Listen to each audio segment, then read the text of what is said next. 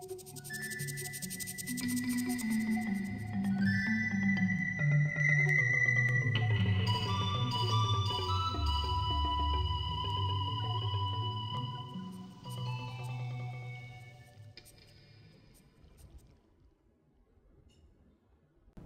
Omondi Andrew. I'm a Jesuit brother from Eastern Africa province. Just finished my studies in the Institute of Education. Well, I was in WOW about 2007. That was my mission there as a regent. And this was immediately after the government gave back the school to the Jesuits. It was taken over back in 1984 when the war broke. And the Jesuits were kicked out at some point. And so for quite some time, there was nobody to look after it. They turned the place into a barrack. So this time they were giving it back to the society. And the society had to look for men who would come back and try to renovate and restart it again, as it were. So in 2008, WOW had to get its first, again, after a 22 years break, we had to get the first batch into the school. And the idea that was there first was to see that our classrooms that we have, because we had about 3 classrooms, we would make it in a way that by the time they reach the 3rd year, we have some other classrooms built to accommodate them. Our previous plan that we had of maybe starting with 1 class and then going to another the following year, and then getting to build other classrooms as we go on, couldn't really work out because of the number. So we decided to have 2 streams. And as it were, we had 2 streams of those who had at least some capability in expressing themselves in English, and those who are absolutely just struggling with the language. So we had to put them into preparatory class. And those who were a little bit better to start Form 1 because we couldn't pull them back. The number was big, you couldn't put everybody into preparatory. So that was the thing. We had the first year, we had the preparatories. Now, the big question was, how are we going to handle the curriculum? Now, South Sudan on its own was having their own curriculum. We are in WOW, a little bit closer to the border. And Khartoum was also kind of like having its own curriculum. So we had to sit down and look into how are we going to marry the two and which system are we going to follow. After some few consultations, of course, with the diocese and also the school around WOW diocese, we decided, okay, fine, we'll follow what they were doing because WOW was kind of a little bit related to Khartoum. So we decided to adopt the Khartoum curriculum. Of course, we were negating some of the few subjects to try and fit in what we think would be shaping these young adults, or I'm calling them young adults because majority were actually people who have already passed their adolescence.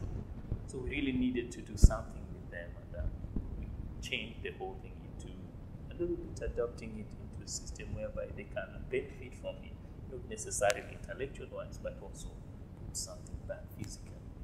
Looking back and talking of the number that we had in our school, I can say roughly we took about 198 students into both the first year and the preparatory classes. Now, since we had 2 preparatory classes, we divided them into 2, A and B, for easy handling of the teachers. And then we had also Form 1. Now, I can't remember the numbers very well, but I'm looking at a figure of about 60 in a class. Okay. When I'm talking of the students themselves, I'm not talking of the ordinary students that we could have around maybe other parts of Africa where we didn't have war. These are special students who came in as people who have been born in war. They grew up all the years running with their fathers and mothers, their parents into the bush and trying to, protect themselves. They were being taught under the trees, And some of them were actually fighting literally because they had to protect themselves and their family. Some lost their families, so you could get traumatized people. I'm talking of the elders themselves, somebody of about 45 coming back to school, because he feels that, okay, school would be something that would give him a future, a mother of children, leaving the children back at home, coming to school, people having kind of received some peace and wanting to develop their lives. Their objectives were, were kind of like targeted towards education. They look at education as something that could liberate them from ignorance. And when I'm talking of people really hankering for, education and wanting to liberate themselves, I'm also looking at the opportunities that were being given to them. For instance, the United Nations, with their non-NGOs, organizations around that were existing by then. It was a lure to them that made them or stimulate them to come back to school and start doing something. So, though some had that objective of really trying to get education and maybe get good jobs, others, it was really purely out of, kind of like wanting to get to understand what is really happening in different schools. So, and I'm talking of into themselves, having stayed back at home for quite some time, being kind of like pushed into the detriments of, the forest. They want to come back and feel like they belong to the society.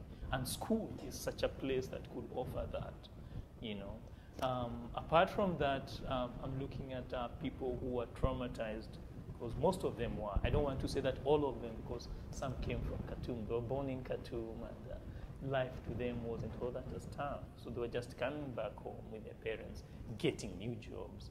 But that is different. I'm looking at people who are traumatized here, and I'm trying to think of what brought them into school. You talk to somebody who has been fighting, and he tells you that, look, whenever I sit down, what comes into my mind is seeing my brothers and my sisters being shot and I running.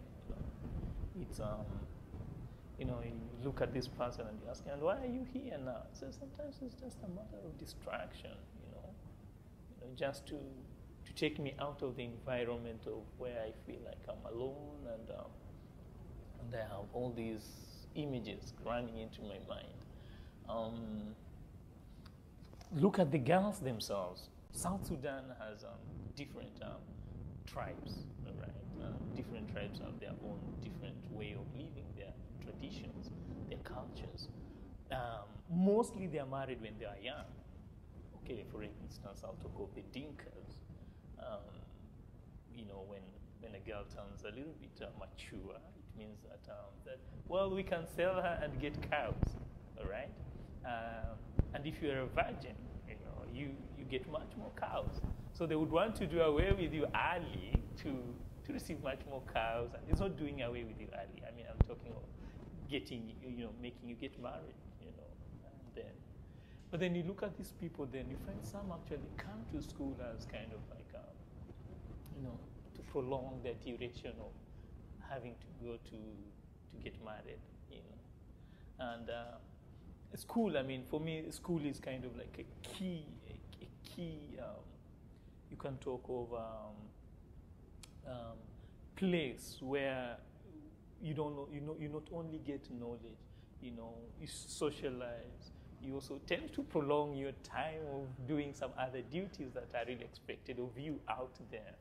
And the WOW in itself, Loyola, was really playing a very key role into all these matters, and we were trying to look at how can we get more, these people who are subjected into some kind of like tough situation, our own way of trying to make Loyola kind of like a place that could mix all these things and provide back to the society was also to lower a little bit our standard of getting the girls into school. So that is the batch that we were dealing with, people varying from, I can say, 12. We had up to 45. Now, of course, people would wonder, how are you managing to handle these people? Is it very healthy educational-wise to have such a group into a school? Well, it's not. Like I said, it's a special case. We are handling a very special curriculum, a very special system, very special individuals, and we had to devise a method. Of course, you can't put a 12-year-old and a 45 and amalgamize them together to kind of like form a student body. The only way that we managed to do this was to talk to different groups and to try to help them to understand that they're together, they can push on. Sometimes we find the older ones bullying the younger ones and all that, and the younger ones becoming mischievous. But it's a way of also trying to see how they live, because this is the reality. In a school like this, we can't segregate and say, you can't come in, you can't come in. So it was all a matter of seeing how we could bring together this kind of group. We had 5 teachers.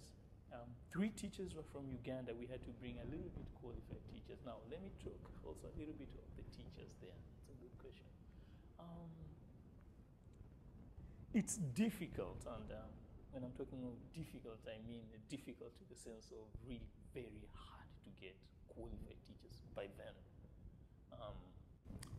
The few individuals who've gone to school and earned themselves qualifications, possessing certificates or holding degrees, these are people who are kind of like grabbed by the United Nations to work for them in their offices. Of course, they needed indigenous people who could work for their own people, and definitely with the amount of money they were paying, it was a huge lure for them not to look at such a charity organization school to work on, because they have to make a living for their families. So it was very difficult for us to get teachers. Now, what we did was to apply and to request 3 teachers from outside the country. So we got 3 Ugandans. And then the remaining teachers, we got them around locally, trying to ask those who are willing to come into board and help us. Of course, I mean, they had also some qualifications a bit, but not as strong as they could be considered into these special organizations. So, yeah. We had 2 regents by then. Then we had 1 director, and then we had a brother who was fundamental in helping with the construction, and then we had 1 priest again who was also a teacher, helping us to run the school, and we had 1 who was doing pastoral, okay, and 1 who was also a teacher in school, but also helping with the running of the school as one of the administrators. And then later on, we were joined by the headmaster who came in to kind of help and give the school the direction, as it were. So those were the Jesuits that we had. Basically, we had about 7 Jesuits by then to help and see how we can run the school.